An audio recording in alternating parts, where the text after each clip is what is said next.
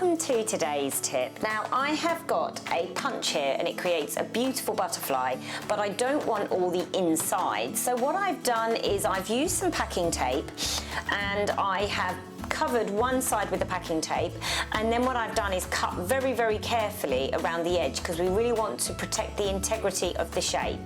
Then what I'm going to do is stick the sticky side down. I'm going to do two of these eventually, but I'm just going to start off with one now. Stick it right down. I've got some Q-tips or some ear cleaners here, and I'm going to just dab it in my paint and start to create little circles or little dots, if you like, all the way around the butterfly.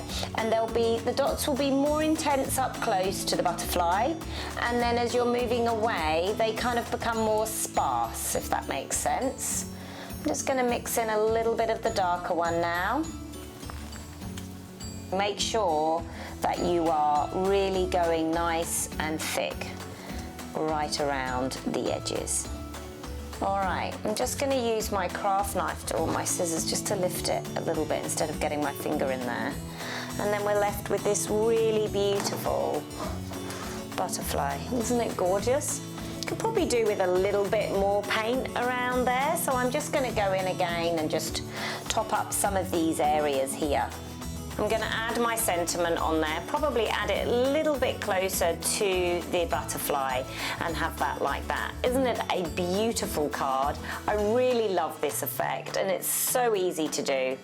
I hope you've enjoyed this tip and I look forward to seeing you next time.